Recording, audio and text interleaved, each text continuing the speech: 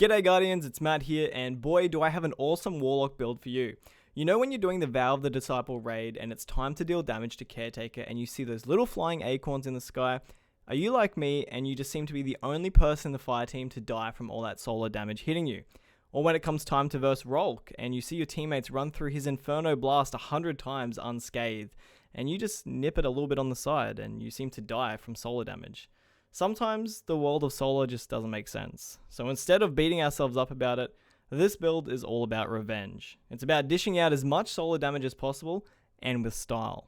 Next time you head into the Vow of the Disciple raid, it'll be you laying down the hurt with as much solar damage as possible. But for reals, if you are looking for a quick break off Void 3.0 and you want to take time to remember your old friend Solar subclass, this might be the build for you.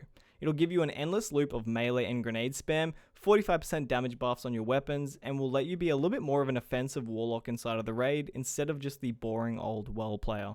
But before we dive into how fiery and fierce this build is, Roguey and I are giving away 2 emblem codes for the Follow the Light emblem, courtesy of the awesome Destiny 2 Australia and New Zealand team. All you have to do is subscribe with notifications on, give the video a thumbs up, and comment what your favorite experience has been inside of the Vow of the Disciple raid. And if you're yet to do it, then maybe one of your favorite moments from Twitch or YouTube. Myself, is of course being able to score my first ever contest mode clear. Winners will be drawn in a week's time inside of the comment section below. Good luck, Guardians. So if you haven't picked up already, this is the Sunbracers build, because what other Solar Warlock exotic lets us have this much fun? None. Don't even mention Phoenix Protocol, that's not fun at all. Sunbracers increases the duration of solar grenades as well as solar melee kills, granting us unlimited solar grenades for a brief period of time. Literally, you can spam as many nades as possible in that time frame. It's nuts, and honestly, there's no better feeling than raining down solar nades inside of a raid setting. You literally feel like a damn raid boss yourself. Now, Sunbracers works on all 3 solar subclass trees, but today we're looking at using the top tree, and for a couple of reasons too.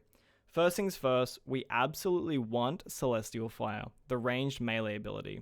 This is going to let us proc Sunbracers from a distance instead of having to get up close and personal each time we want to use it. In a raid setting, sometimes it's best to stay back and not risk a silly death for the purpose of just a build, so this ranged melee is a really nice one to have.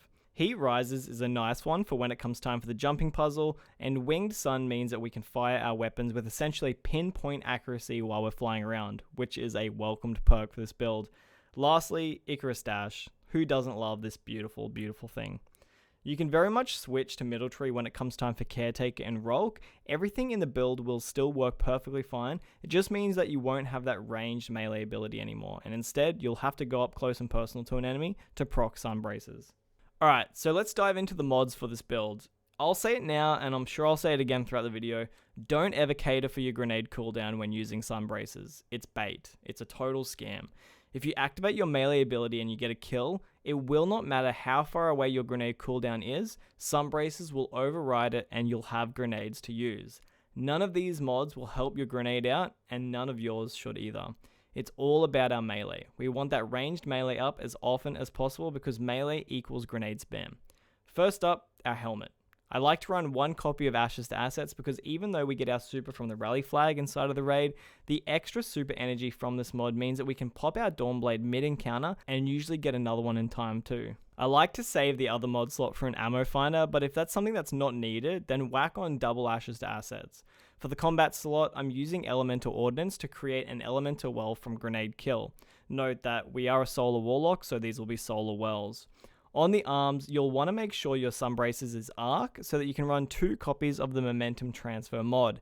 These things feel insanely busted, where damage with our grenade reduces our melee cooldown, and might I add, it's a generous cooldown reduction. It essentially feeds the Sunbracers cycle just itself. You use the melee on an ad, you get grenade spam. The grenade spam feeds your melee energy back to you, and then you just repeat over and over. It's absolutely nuts. For the combat mod, the 1-cost Font of Might mod from the seasonal artifact is a great pick because there's room for a bonus stat mod as well. Font of Might procs from collecting the elemental wells that we create from the grenade kills, and it gives us 25% damage buff to our solar weapons. Over on the chest piece, if you have an artifice piece from the Master Grasp of Avarice dungeon, I do recommend using that, otherwise a standard chest piece is fine. I'm taking advantage of sniper and void resist mods from all the Scorn crossbows in the first half of the raid, and thermo shock plating for arc and solar resist in the later parts of the raid. If you don't have an artifice chest for this, I'd substitute the sniper resist out for a thermo shock plating, so at least you'll be covered for all 3 damage types. For the combat mod, we have elemental charge, which lets us get 2 stacks of charge with light when we walk over those elemental wells that we're creating from our grenade. On our legs, any sort of scavenger mod can work here, but it's not completely necessary for the build to work. I do have high energy fire on so that we can use our 2 stacks of charge with light on dealing 20% more damage with our weapons. This does stack with Font of Might, so when you do collect that elemental well to get that charge with light, you will be dealing an additional 45% extra damage from those solar weapons. It feels incredibly good inside of raid encounters. Now, I do know that Warlocks have an Empowering Rift, which is also a 20% damage increase, but this doesn't stack with High Energy Fire.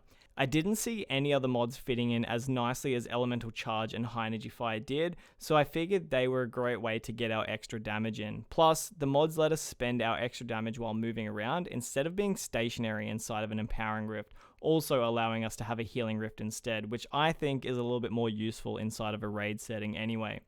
On the Bond, we're taking advantage of that new seasonal artifact mod Inferno Whip, where solar melee abilities can stun unstoppable champions. This one particularly comes in handy inside of the first encounter if you're defending one of the locations.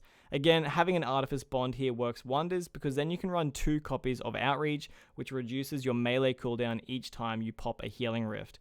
If, for whatever reason, you don't get your melee back after your grenade spam, popping this rift normally gives you enough energy back so that you get a complete refund. Lastly, we have Seeking Wells, because, well, who likes having to walk over those things all the time? This is just a convenience mod and could be replaced with something else if you wanted. I've just found this exact combination of mods to feel fantastic inside of Vow the Disciple, as well as plenty of other activities too, but you do what works best for you. Now, I did mention earlier how you'll want to run a solar weapon to complement Font of Might's damage buff effect. So let's take a look at some good options for solar weapons. Obviously, there'll always be the staple and meta weapons that you'll need to clear Caretaker and Rhulk efficiently, like Izzy's and auto-loading rockets or linear fusion rifles. But for everything else outside of those damage windows, you've got some heavy hitters like Gjallarhorn and Lament, which both work wonders with those damage buffs. There is something I really recommend you should look out for, which is Golden Tricorn. There's only 2 solar weapons in the game currently that can roll with this. There's the Retrace Path Legendary Trace Rifle from Dares of Eternity and Xur's Treasure Chest, and the Summoner from Trials of Osiris. Now, obviously, Retrace Path is a lot more farmable than grinding Trials for the Summoner, even though the loot is a lot more accessible these days in Trials. I'm still yet to get a Summoner with Golden Tricorn on it, so Retrace Path has been great in the meantime. Outside of those, any weapons that have Adrenaline Junkie benefit greatly from our grenade spam. Weapons like the BXR, which is also a solar option, can be used for those pesky unstoppables in the first encounter as well. But truthfully, the best feeling weapon to me has been the Gambit SMG, the Borrowed Time. At the moment, with Void 3.0 being so hot and Funnel Web being everyone's energy weapon of choice, it was hard to craft an all-solar build that felt as nice, but this SMG does a really good job at filling that place, and it's what I've been using to complement this build in and outside of the raid. As for stats on this build, if I catch anybody dropping any stat mods into Discipline, then we're going to be having words. Just kidding, I actually used a +5 to get mine to 50 in case I needed a semi-decently fast charge grenade if my melee wasn't off cooldown. But we are a Warlock and this build is for the newest raid, so high recovery is always recommended to keep our healing rift up when possible. I max mine out at 100 as well as my strength stat also. Like I've said earlier, Sunbracers is all about melee. It may look like a grenade build, it may feel like a grenade build, but I assure you, focus on your melee and reducing its cooldown and you'll really know what's up. For resilience and discipline, I just cap those at 50. I generally like 50 resilience because I feel like it keeps me alive more often than not, but that's definitely just a placebo effect. I'm pretty sure resilience does nothing in PvE. And obviously, you'll just want to be avoiding any stat points into mobility and intellect. But that's everything from me, guys. I hope you really enjoyed this take on Sunbracers and giving it that look under the microscope of a raid-specific build. This can, of course, be used in any activity in Destiny, but it's been my go-to build for this raid, and I wanted to share that with you all. In a season where Void is everywhere, it's nice to take a step back and appreciate the other subclasses too. Don't forget to enter our giveaway for 2 of the Follow the Light emblem codes by just subscribing to the channel, liking the video, and commenting what your favorite experience has been inside of the raid. As always, Take it easy, Guardians.